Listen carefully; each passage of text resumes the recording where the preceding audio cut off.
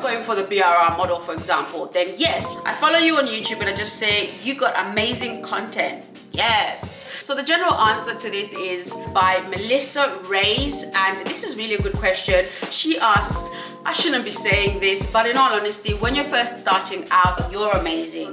What's good, B Hustlers? Welcome back to my channel. For those that are new to my channel, I go by the name of B, hence the B&B Talks. I create content around entrepreneurship, self-development, mindset, and a little bit of lifestyle with my vlogs. I hope you'll be sticking around by clicking that subscribe button along with that notification bell so you never miss a video. A Q&A is long overdue, and I can tell you now that I've been inundated with DMs, but also there are a lot of messages that I've been getting in the comment section that I haven't been able to respond to, simply because I've been very busy, guys. You'll have noticed that I hadn't uploaded, and my uploading recently has been lacking. I just haven't been able to balance everything. So I thought it'd be good to create a Q&A, just going over some of the questions that I've been receiving recently, some of course on supported living, social housing. So let's get straight to it. So first question from Saucy Gold in the comment section. She says, "Go girl, I love this video. I'm just in the process of joining you in the business. I am mortgaging. Just give me areas you think will be good and what to look for in a property.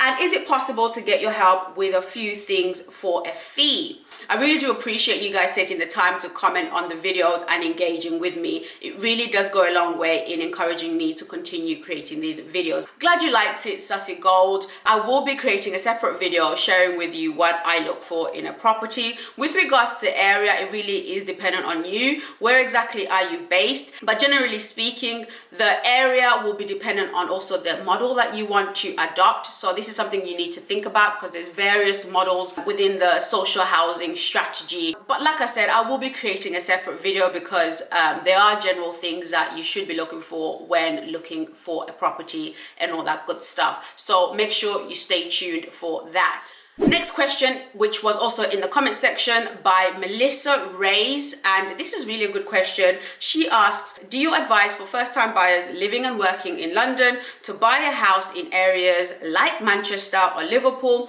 renovate it, rent it,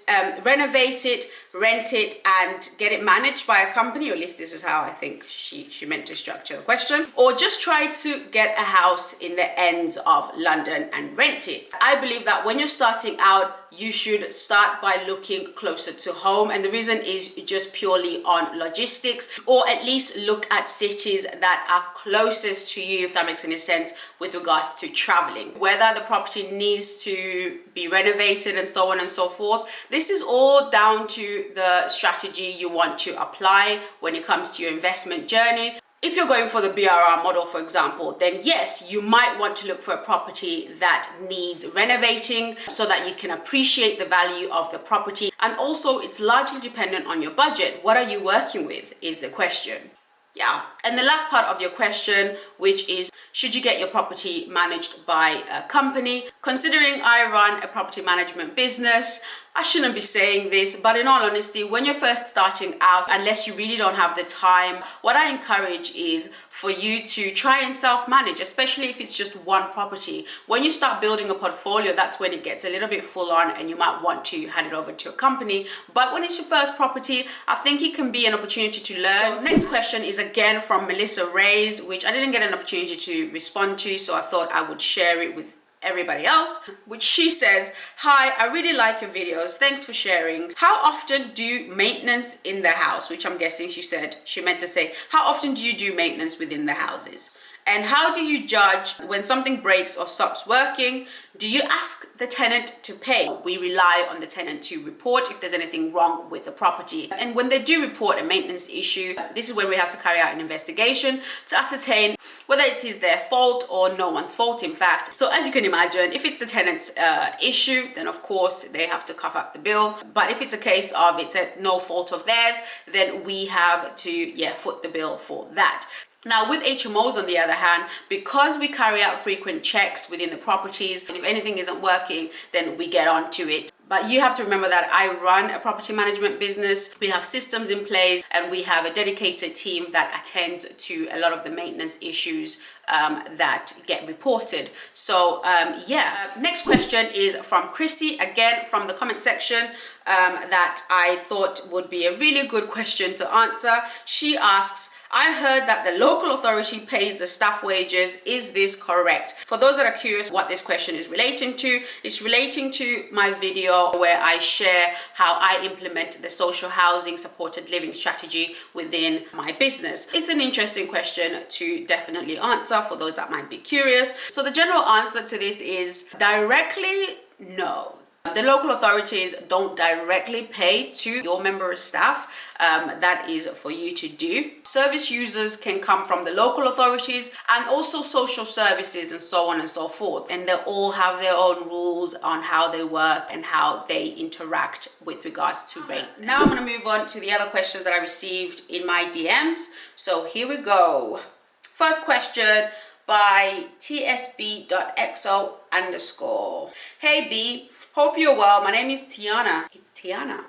And I found one of your videos which I can really relate to, starting a business while in university. I filmed that such a long time ago, but a lot of the things that I said, of course, still apply. But anyways, no one understands what I'm trying to do, so it can be really difficult. I'm currently in my first year of university and have very quickly realized that I want to start my property journey in R2R, rent to rent.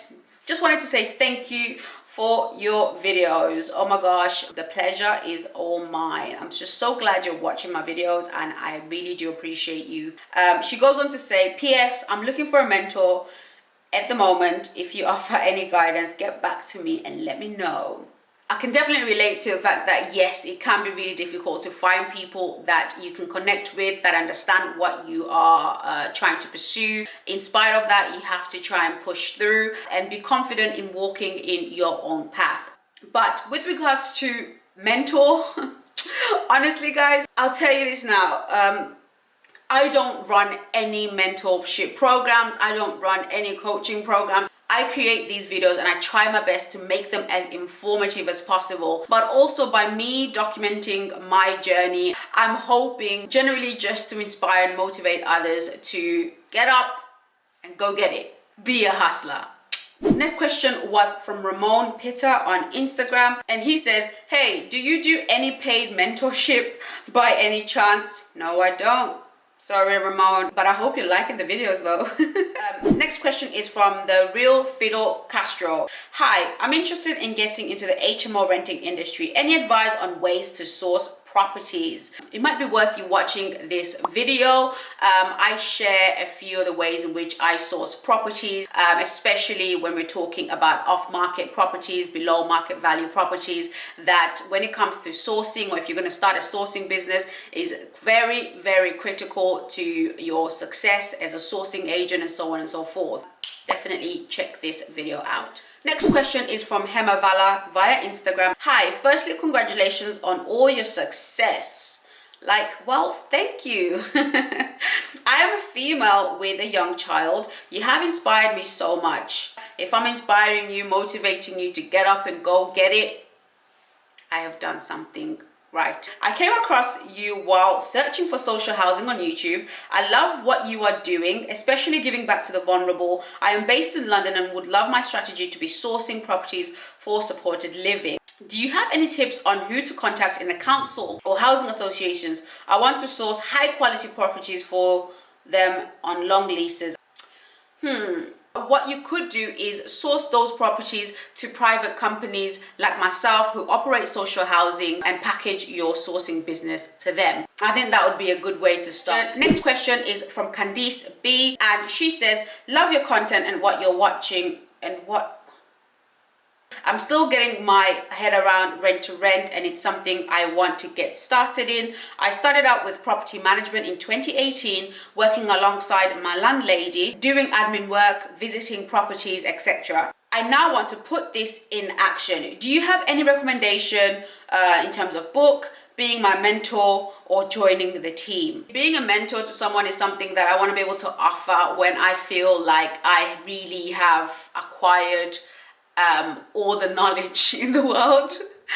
And also, if I were to offer anything in the form of mentoring, coaching, and so on, I would be compromised. I wouldn't be able to offer my full self to the person that I'm supposed to be mentoring. And I think that would be a disservice to whoever it is. That is my answer to a lot of these questions regarding being a mentor, being a coach. Honestly, as for joining the team, first of all, I'm humbled that you want to be part of this crazy team. When I have opportunities within my business, I normally actually share it on Instagram. So if you're not following me on Instagram, go ahead and follow me on Instagram. So yeah, with regards to any book recommendation, the first and foremost book obviously is Rich Dad, Poor Dad, which I'm sure by now you've probably had that book recommended to you by a lot of property people. It's top notch. Another book that I would recommend is this here by Sally Lawson. Another book is by Simon Zucci, Property Magic, which I would recommend also you look into. I will have links to these books in the description bar below for you to check out. Next question is by Caden Russell. Hey, just wanted to say your YouTube channel is amazing. You know what? You're amazing. Thank you for watching and appreciating the videos. Just subbed to your YouTube, so keep posting. You know what? For you, I will keep posting. Don't forget to click that notification bell as well. You have to click that notification bell because it notifies you whenever I upload a new video. So yeah, it would be very helpful if you would do that. I'm looking to get into property as well soon. Been reading and learning as much as I can throughout lockdown. Good man. Just have a question. What do I need to know to start a rent-to-rent business? What did you do to learn and start yours? When it comes to learning anything, what you want to first start with is following people who are doing the thing that you want to do. The way I started in property generally is something I've shared here on my channel. I started with a business partnership, and the people that I was working with were way more knowledgeable in property. If you can find somebody who you can take some time to learn from, shadow them, whatever it may be, that is the best place to start. Next question is from Young Tycoon. I like that. I just watched your YouTube video on setting up social housing business strategy. I must say it's very informative. That's what I like to hear. I and my wife are thinking of starting up. Please, are there any pointers you can give us on budgeting and how to begin? The budget can range depending on what you are doing. For instance, if you're buying a house in order to turn it into a property suitable for supported living, that budget is completely different. You have to factor that you are paying for costs that may be associated with planning permission, the regulating body, and several other things that you would need to, of course, budget for. So if you bear with me, I will be creating a separate video delving into all those things. The next question is from Mike Protonsi. Hey, hope you're well. Been watching your videos on YouTube. Thank you. Do you need to be registered as a business/company to do rent-to-rent? That question I answer in this video. Can a rent-to-rent be done as a sole trader? What's the benefit of registering as a company? But it all comes down or boils down to the liability of things. We normally take on rent-to-rent under company lease, and the companies are structured as limited liability companies, and it can have different tax implications, but you would need to speak to a tax advisor with regards to which structure you should adopt. Check out that video because there's a lot of questions with regards to rent-to-rent that I answer and I touch upon in that video. So I will leave a link down below for you to check that out. But Mike also asks, how do you determine how much rent to give a landlord who's aware of rent-to-rent and that you'd be making more money than the amount you'll be paying for rent? The thing with rent-to-rent is if you want to be successful at it, you want to find properties and landlords that are willing to give you their property at the actual market price. You don't want to offer too much to a point where you are essentially losing out, because then there's no point of doing the rent-to-rent. They understand the concept and they understand the fact that you're approaching them in order to operate a rent-to-rent whereby the only reason you are approaching or wanting to do this is because you will be making your money from the difference. And for it to work, they need to be able to also work with you with regards to the numbers. And this is where negotiation comes in. And you have to also remember and be confident in what you're offering as a renter. You're taking on a certain responsibility that a normal tenant wouldn't necessarily take on. Next question is from Saf, which is, hi B, recently came across your channel, love your content, thank you so much. I love when you guys let me know if you're actually enjoying my content. Quick question, how does income tax work if you have a day-to-day job as well as a rent-to-rent? The best advice I can give to you is to speak to an accountant, speak to a tax advisor. They will tell you everything that you need to do in order to sort that ish out. Next question is from With Love from P. I really like that. Hey, I hope you're well. I love your channel. Listen, I love you for loving my channel. I wondered if you would be happy to share the budget you have for your latest HMO project. I only ask as I'm venturing into a similar project. A video on the full costs with regards to that HMO that we're working on. For those that have not been following me, I've been vlogging the process, guys. At the end of it, I am going to be creating a video breaking down all the costs. So yeah, not to worry, that is coming. Next question is from Natalie Ensa. I think that's how you say it.